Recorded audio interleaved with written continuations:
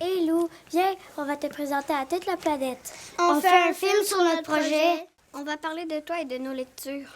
Ah, je pense que je vais m'évanouir. Il est content? Il est tellement cute. Allez, on t'invite à dîner. Ah, mon rêve se réalise. On vous a préparé tout un menu. Ça va être bon. Ce menu, ça commence par quoi? Par les hors-d'œuvre, on a lu plein de contes sur le loup. Des contes traditionnels. Qu'avez-vous retenu de ces histoires de loups? Le loup, il est méchant. Il mange les petits cochons, les enfants, les agneaux puis les grands-mères. Il nous faisait peur. OK, les hors-d'œuvre, puis après ça, c'est l'entrée. Miam! On croque dans les contes détournés. Ça goûte quoi, les contes détournés? Spécial, parce que le loup n'est pas comme d'habitude. Il est prétentieux, coquet et très maladroit.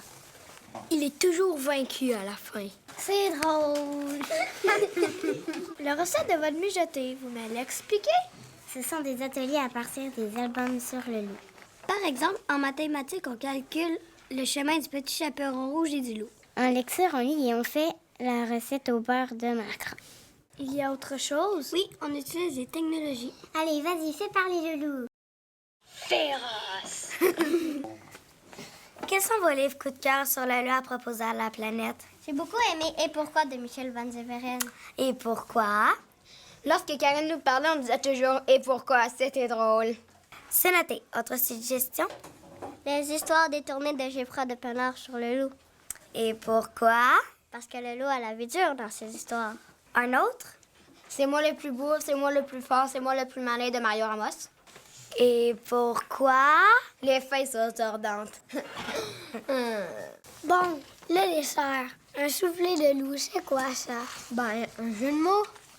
Ouais, comme dans les 3 petits cochons, le loup sur les 3 maisons. D'où l'idée de souffler de loup. Sérieusement? C'est une histoire racontée par 2 points de vue.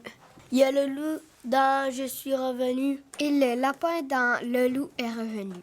On a fait un film pour montrer les 2 points de vue. Et en bas, près de Tosto, le loup est revenu. Silence sur le plateau.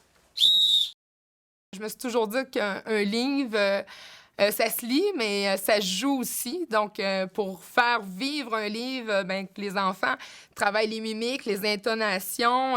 Je pense que ça fait vivre la lecture, puis ça se transfère également dans leur façon de lire ensuite. Vous avez lu beaucoup de livres, vous trouvez pas que c'est trop? Ben non. Et pourquoi? Parce que si on n'aurait pas lu assez de livres sur le loup, on aurait eu moins de fun à faire le film. Ouais, c'est ça. Comment ça, moins de fun? Ben, on n'aurait pas su quoi dire. Oui, mais dans la vraie vie, c'est quoi un loup? C'est poilu et ça court vite. Ça a des grandes dents. C'est pas méchant. Il se sauve quand il nous voit. Parce qu'on sent mauvais. Et si un vrai loup rentrait dans la classe là, maintenant? Mais là, ça se peut pas. Mais mettons que ça se peut. Mais là, un vrai loup gros comme ça. Ouais, un vrai loup. S'il grogne, c'est sûr que je vais avoir peur. Ben ouais, les loups, ça va pas à l'école. Ouais, c'est vrai, ça vit dans les forêts.